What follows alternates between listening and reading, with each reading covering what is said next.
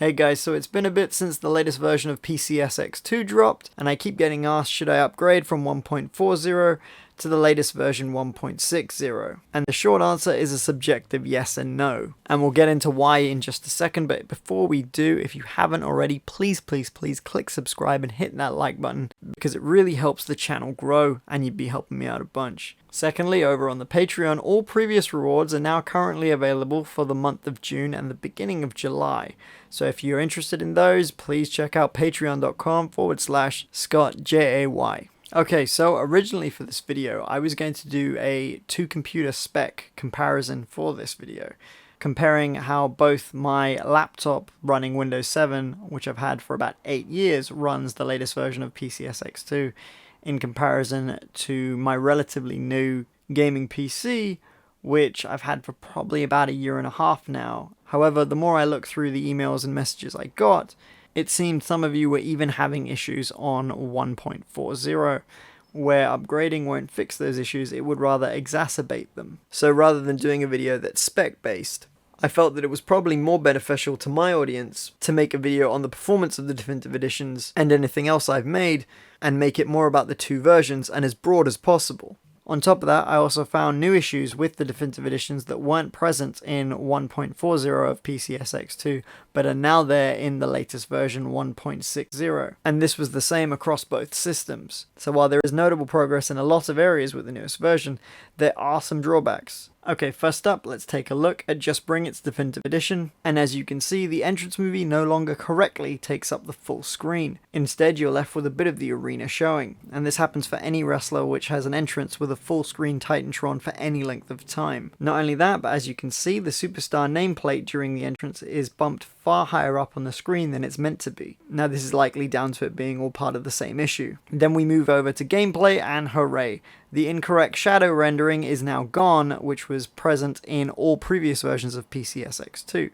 Now shadows display correctly. However, if you look at the character models, you'll see random transparent cubes appear over the models as the match goes on. I did, however, manage to fix this particular issue by going into the video plugins. However, this only worked on my PC and not on my laptop. Performance also did take a bit of a hit. Multi-man matches cause a bit of slowdown on both systems, but that's to be expected, as with interference turned on, you can have up to 9 playable characters in the ring at a time, which is the most the Smackdown series ever attempted on PS2. Then we move over to Smackdown Shut Your Mouth Definitive Edition. Now, we're not using version 1, and we're not using the latest version of version 2, we're actually using a very early build of version 2, which I used to make the Patreon preview a few months ago, which was just laying on my laptop. Nevertheless, on both systems, Smackdown Shut Your Mouth actually runs the best. All the artifact issues that played Titantrons and the videos playing during the main menu are now gone. Of course, the shadow rendering is now fixed, much like Just Bring It. The Smackdown gauge now fills correctly, so you can see how close you are to building a finisher,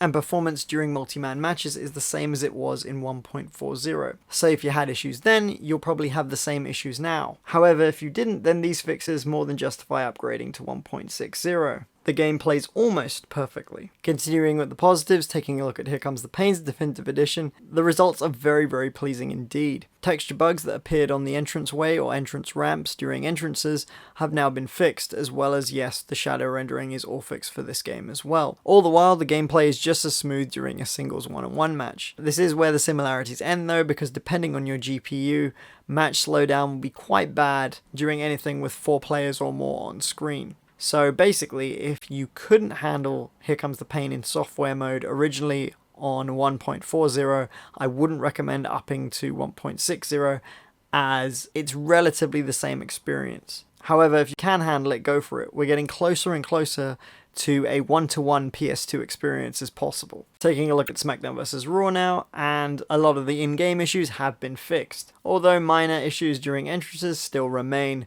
such as some Minitrons not working correctly. In match, performance is relatively the same if you were running it in software mode on 1.40, but if you couldn't get a comfortable result playing it like that, then this isn't going to change much, unfortunately. There's still going to be slowdown in the same places as there were before, which is a shame. Now, before we take a look at Smackdown vs. Raw 2006's definitive edition, I wanted to take a look at Sparking Neo / Dragon Ball Z Tenkaichi Budokai 2. Now, the reason we're taking a look at Tenkaichi 2 is because I released a mod late last year, which was rather small and just a change of music. However, I have a huge mod for both Tenkaichi 3 and Tenkaichi 2 coming out later this year, which is color-corrected costumes as well as added costumes for a lot of the characters. Tenkaichi 3 runs perfectly as to be expected, however Tenkaichi 2, which is a lot more performance demanding, if you will, has seen some significant upgrades in comparison to what it ran on 1.40. Firstly, in the Dragon Adventure mode, a lot of the bugs that appeared in the overworld map are now gone, and the game plays with relatively no slowdown on both my systems, which is great. Texture and alpha issues that appeared during the cutscenes of the adventure mode have also been fixed. This was a huge issue when playing on 1.40, and it's awesome to see, while not 100% of the way there, they are getting fixed, and most issues are gone or not noticeable now, which is a lot better than what they were previously. Getting into a fight feels a lot more responsive than it did before, and most issues the game faced has seen some sort of fix here and there, which is great because I might actually stream and play through Dragon Adventure mode pretty soon. Lastly, we're checking out Smackdown vs. Raw 2006's Definitive Edition, and yes, that means you get another sneak peek. And this starts off at a sore spot, because Titantrons do not work on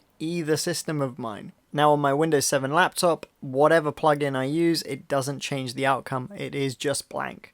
However, with my gaming PC, I can get Titantrons to work, but only briefly, and they freeze even quicker than they did on 1.40. In-game, yes, much like all the other Smackdowns, the shadow rendering is fixed, and any other graphical bugs during a match seem to be fixed. But alas, these do come at a cost. Just like Smackdown vs. Raw, this now is a lot more performance demanding, even in a one-on-one situation. So it is a little upsetting, considering Smackdown vs. Raw 2006 is not only the next Definitive Edition we have coming out, as well as the fact that I think it's my best work yet. I really hope in the next round of updates the Titantron issue is fixed. So with 06, I think it comes down to whether your GPU is good enough. Then if it is, sure, update. And for some of you it'll be at a sacrifice of Titantrons. Overall, my outlook on this is, if you only use PCSX2 for my mods, and your computer isn't as high-end as you'd like it to be, I would stick with 1.40. If your computer is high-end enough to handle a lot of the stuff that 1.60 has, as well as if you play more than just my mods and you play a vast catalogue of PS2 games, then absolutely upgrade. Ideally, if you have the space, which you should do, the install isn't too big, I would actually create a different directory and have both 1.40 and 1.60 on, so you can switch between the two depending on graphical and performance issues. The best of both worlds is always the best. But what I will do sometime this week, I will screenshot my exact plugins, my PCSX2 settings on both 1.40 and 1.60. So anyone that still is having trouble with performance issues, slowdown, whatever it may be, graphical issues, you can see what I use and try and mirror that as best you can to hopefully yield similar or the exact same results. Now again, this wasn't the video I initially intended to make. I was going to do a full PCSX2 breakdown and make it very tech heavy, very plugin heavy, and show a lot of PS2 games as well as the definitive editions on top of that. I just thought this served my audience better because, you know, a lot of people that do come to me don't necessarily have vast experience with emulation and don't necessarily have much use for all the technical terms out there.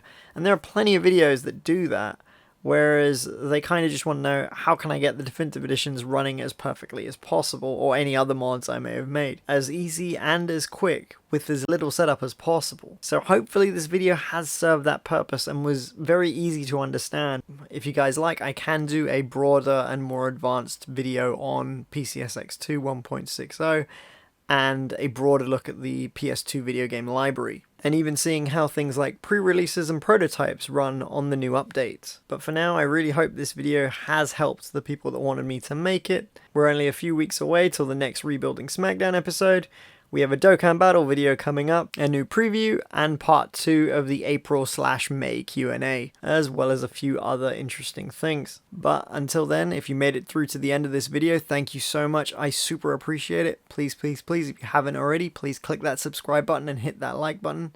Hit the notification bell to be notified anytime I upload a new video. If you can support me on Patreon, please do at patreon.com/ScottJay. And until next time, guys, if you can, stay home. We're still in the pandemic. Stay safe and take care.